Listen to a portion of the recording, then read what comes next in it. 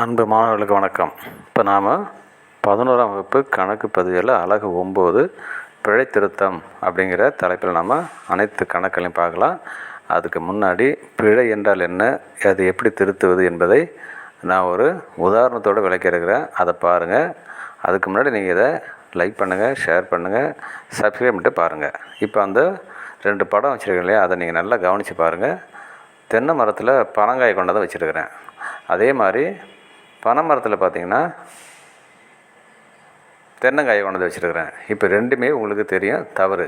அதாவது தென்னை மரத்தில் பனங்காய் வராது, பனை மரத்தில் தேங்காய் வராது. ஆனால் ரெண்டுமே தவறு. இப்போ என்ன பண்ணணும் சொன்னால், இந்த தென்னை மரத்தில் இருக்கிற பனங்காயை எடுத்துகிட்டு போய் பனை மரத்தில் வச்சிடணும்.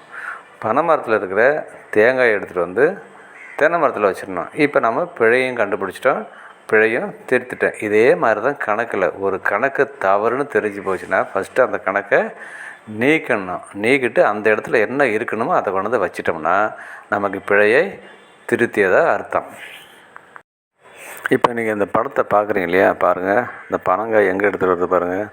பனங்காயை வந்து பனை மரத்துலேயே கொண்டு வந்து வச்சிடறோம் இல்லையா. திருப்பி நான் உங்களுக்காக காட்டுறேன். அந்த பனங்காயை அப்படியே எடுத்துகிட்டு வந்து பனை மரத்தில் வச்சிடறோம். ஓகேவா? இப்போ அந்த பிழையை நம்ம நீக்கிட்டோம். எது தவறான பிழை?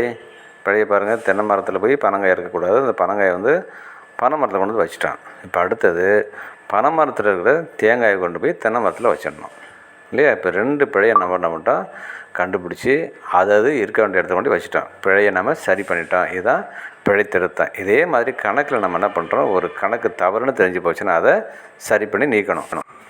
கணக்கு பதிவியலில் ஏற்படும் பிழைகளை 3 வகையாக நம்ம பிரிக்கலாம். 1 விடுபிழை, 2 செய்பிழை, 3வது வந்து விதிப்பிழை. இந்த விடுபிழையில் வந்து முழு விடுபிழை, பகுதி விடுபிழை அப்படின்னு இருக்குது. முழுசாக ஒரு கணக்கை ஒரு குறிப்பேடை அப்படி விட்டுறது, அல்லது ஒரு நடவடிக்கை கணக்கில் பதிவு பண்ணாமலே விட்டுட்டா அது முழு விடுபிழை அப்படின்னு பேர்.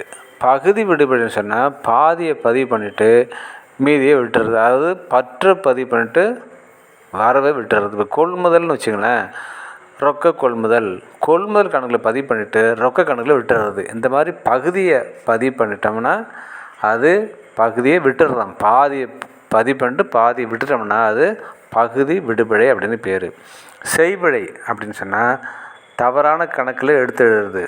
இப்போ கொள்முதல் ஏட்டில் போய் விற்பனை கணக்கு எழுதுறது, விற்பனை ஏட்டில் கொள்முதல் கணக்கு எழுதுறது. அதே மாதிரி தவறான தொகையை எடுத்து எழுதல். இப்போ 365 என்பதை 635 அப்படின்னு எழுதுறது. தவறான பக்கத்தில் எடுத்து எழுதல். இது வந்து நாமளே செய்கின்ற பிழைகள். இது தவறான பிழைகள், செய்பிழைன்னு பேர். அடுத்தது விதிப்பிழைன்னு சொன்னால் விதி தெரியாமலே கணக்கை போடுறது. கணக்கியலின் பொன்னான விதிகள் 3 விதிகள் இருக்கு இல்லையா, அந்த 3 விதிகளும் தெரியாமல் தவறு செஞ்சால் அது விதிகளால் ஏற்படுகின்ற பிழை அப்படின்னு பேர். இதை நம்ம கணக்கு போடும்போது விவரமாக சொல்கிறேன், நல்லா கவனிச்சுட்டு வாங்க. மேலும் இது மாதிரி பிழைகளை நம்ம இன்னும் பல வகையாக பிரிக்கலாம். அதை கணக்கு போடும்போது நான் உங்களுக்கு சொல்லிட்டு வரேன். அதே மாதிரி ஒரு கணக்கை பாதிக்கும் பிழைகள், இரு கணக்கை பாதிக்கும் பிழைகள் அப்படின்னு இருக்குது. ஒரு கணக்கை மட்டும் பாதிச்சதுன்னா அதுக்கு விளக்க குறிப்போம், 2 கணக்கையும் பாதிச்சதுன்னா அதுக்கு குறிப்பிட்ட பதிவும் போடணும். அப்படிங்கிறத குறிப்பை மட்டும் ஞாபகம் வச்சுங்க. இப்போ இந்த நாம் ஒரு எடுத்துக்காட்டு ஒன்றா பார்க்கலாம். கீழ்கண்ட பிழைகள் இருப்பாய்வை தயாரிக்கும் முன் கண்டறியப்பட்டன, அவைகளை திருத்தவும்.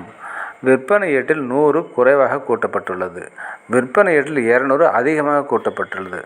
கொள்முதல் ஏட்டில் 300 குறைவாக கூட்டப்பட்டுள்ளது.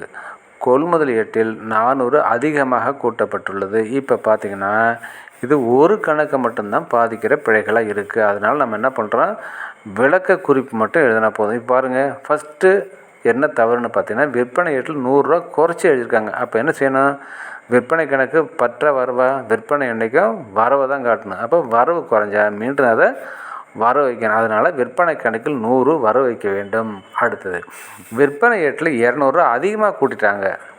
இப்போ என்றைக்குமே அதிகமாக இருந்துச்சுன்னா அதை நம்ம குறைக்கிறதுக்கு பற்று இருந்தால் வரவும், வரவு இருந்தால் பற்றும் வச்சுட்டா போயிடும். இப்போ விற்பனை ஏடு என்றைக்கும் வரவு இருப்பை தான் காட்டும். அதிகமாக எழுதியிருக்காங்க, அதை நம்ம குறைக்கிறதுக்கு பற்று வைத்தால் நீங்கிவிடும். அப்போ விற்பனை கணக்கில் 200 ரூபா பற்று வைக்க வேண்டும் அப்படின்னு குறிப்பு எழுதினா போதும். அடுத்தது பாருங்கள், கொள்முதல் ஏட்டில் 300 குறைவாக கூட்டியிருக்காங்க. கொள்முதல் பற்று தான் காட்டும். பற்று குறைஞ்சா மீண்டும் நம்ம பற்று வைக்க வேண்டும். அதனால் கொள்முதல் கணக்கில் ரூபா 300 பற்று வைக்க வேண்டும். அதே மாதிரி கொள்முதல் ஏட்டில் 400 அதிகமாக கூட்டிட்டாங்க.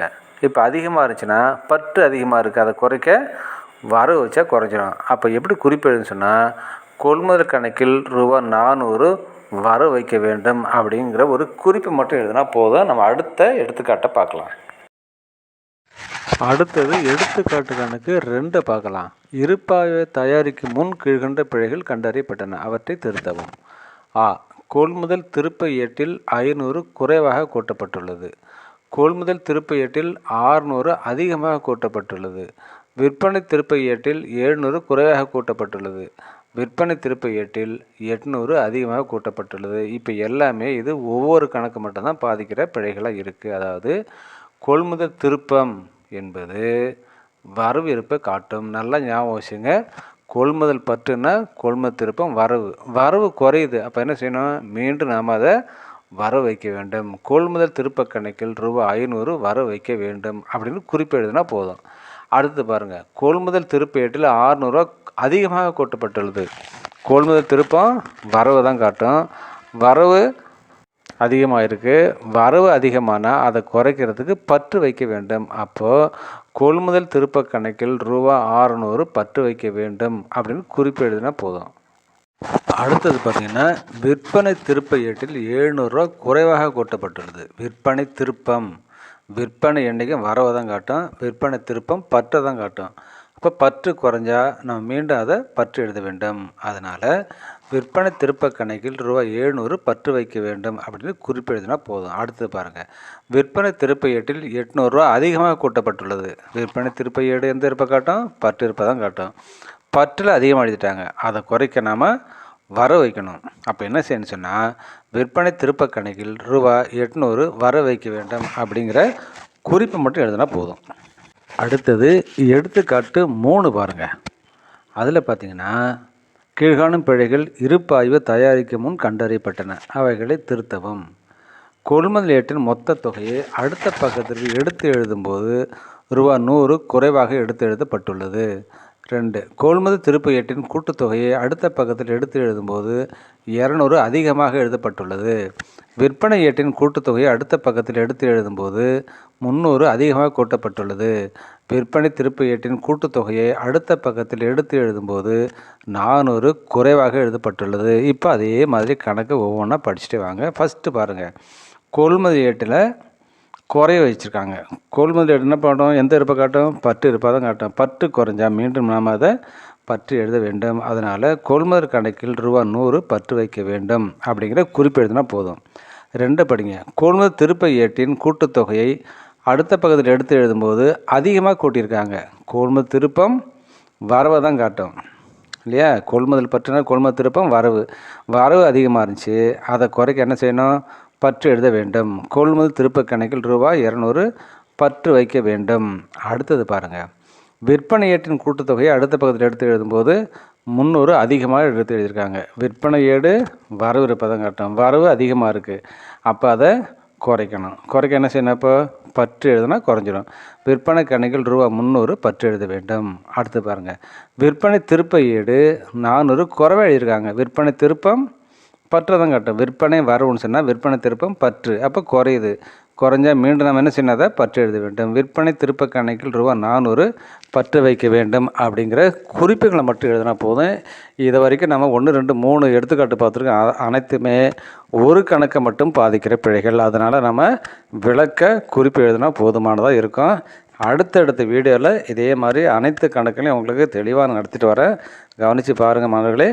நன்றி. அடுத்த வீடியோவில் சந்திப்போம்.